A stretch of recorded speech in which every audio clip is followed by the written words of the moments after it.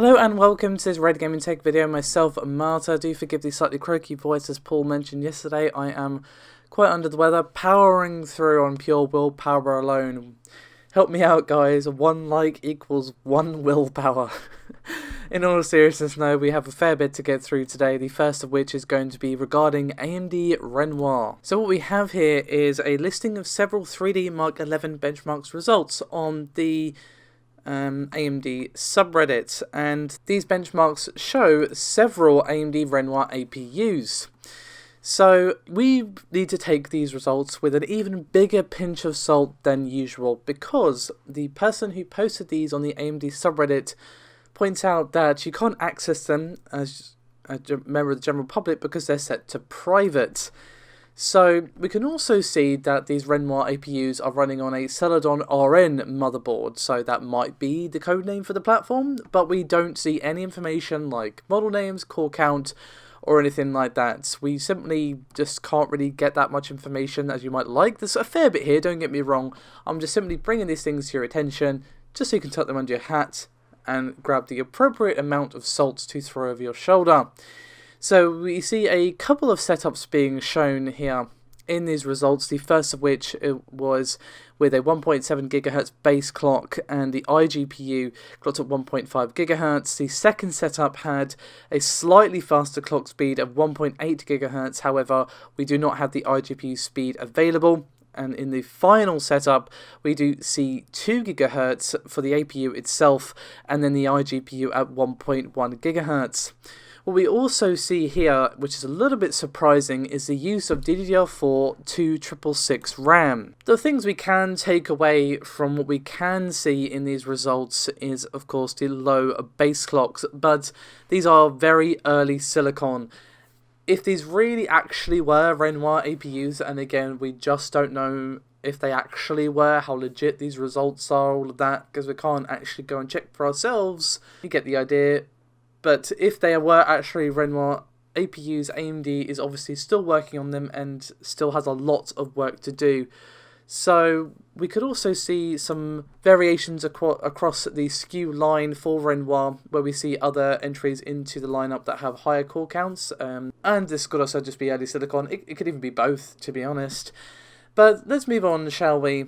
As we have some very impressive news regarding AMD's quarterly figures. So, what we actually have here is AMD posting some very impressive results. We have seen the highest quarterly revenue for the company since 2005, and this was unsurprisingly driven by the quarterly revenue for client desktop PC chips, which is also in its highest since 2011. We see a overall $1.8 billion in revenue for the third quarter of 2019, a 9% year-over-year gain, and 18% quarterly gain. Unsurprisingly, the biggest sort of cause of this was Ryzen 3000. They even had issues getting enough stock out to actually meet the crazy demand. And I've talked about before with the mindfactory.de results, the crazy demand that we have seen for the Ryzen 3000 processors. We have seen the client division for AMD show a 36% year-over-year increase in revenue. We also finally saw EPYC Rome shipped, that being the second generation of the EPYC processors, and this has led to a 50% quarterly increase in EPYC sales specifically. However, as well as EPYC did, unfortunately, its segment was dragged down by other factors, say for example like enterprise, embedded and semi-custom, so you can count things such as consoles in that group, which obviously the PS4 and Xbox One both use AMD hardware, and they're both very much reaching the end of their life, or pretty much are at the end of their life, as we're expecting the new consoles to come out next year. And overall the segment was down 27% year over year and 11% quarter over quarter. In terms of GPUs, although it's not doing as crazily well as Ryzen, it's still doing pretty damn well for itself, and we are seeing a year-over-year rise in average selling prices, and AMD's gross margins improved to 43%, which is a 3% year-over-year gain, and again a record for them since 2012. You might go, okay, all of this is great, all of this is big numbers, very impressive sounding numbers, but what about their actual profits? Well, that's an increase of 242%, as they had a profit of 121 million. Yeah, I didn't misspeak, an increase of 242%. Pretty nuts. And unsurprisingly, they're not expecting to slow down anytime soon. They are expecting more gains in the coming quarter. They are projecting $2.1 billion in revenue, which in itself would be a 48% year-over-year gain and 17% quarterly gain. So we'll have to wait and see, of course, if AMD meets their very, shall we say, ambitious projections, but I would not be surprised to see them be around that mark, just given the crazy streak they're on at the moment. But, of course, we can never be certain what the future holds. But let's move on from AMD now to their best buddies, TSMC. And this very much will affect AMD in the future as well, considering we spoke a lot just now about AMD's future. Very much a tie-in here. And we do have an announcement from TSMC that they are on track for 5nm, and that is according to their Vice Chairman and CEO, C.C. Wei. And he basically said that, yep, 5nm plans are en route, and we're expected to be seeing high volume manufacturing by 2Q, so the second quarter of 2020. Of course, AMD are undoubtedly going to be making use of TSMC's 5nm architecture. We are very much going to be anticipating what they're going to be doing next with Ryzen, given how well that particular platform has been doing for them. There's definitely a lot of eyes on them, a lot of pressure for them to do well with the next generation, and obviously TSMC's 5nm is going to be a huge part of this.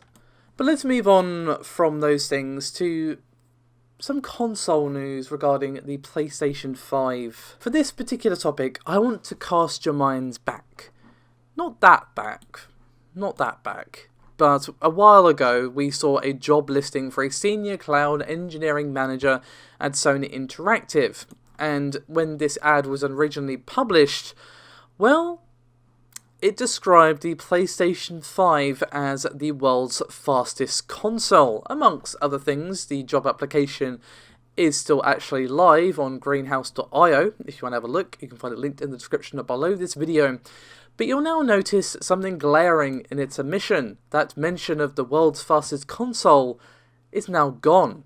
They have removed the mention of the PlayStation 5 and the line that says the world's fastest console. If you perhaps missed the original news topic surrounding this, the website gamesradar.com have helpfully provided a link to the Wayback Machine, which shows the page in its original state where it shows what it originally said. So, interesting that they've pulled this. Obviously, someone did an oopsie and was not supposed to mention that this role was regarding the PlayStation 5, and potentially might have gotten themselves in a little bit of hot water for the world's fastest console line, because, well, we don't know enough about the next generation consoles to say one way or the other which of the two is faster. Obviously, Sony are going to have more information than us, but they probably don't have every bit of information. And they probably don't want things as bold as that coming out quite yet, because, well, if that stuck around, it could end up biting themselves in the butt if it turns out to be not true, especially if the Xbox Scarlett is faster, but only in certain situations or something like that. And obviously, if it's just faster all round, they'll definitely would end up with egg on their face. And one last Sony thing before we move on to our final topic of today.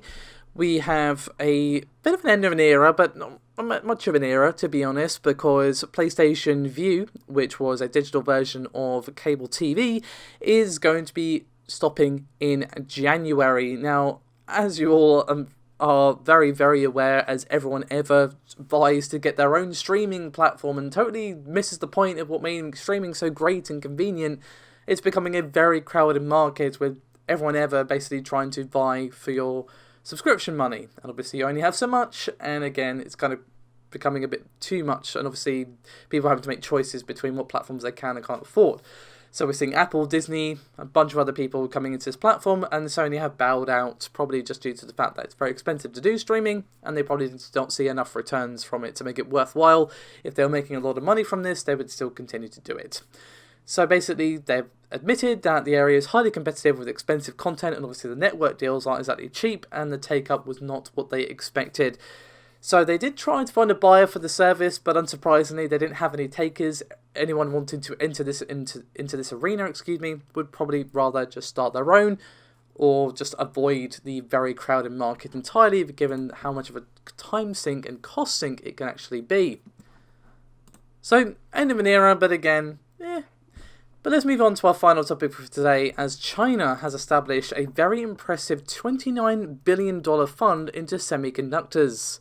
So essentially what China is trying to do here is reduce its reliance on US technology.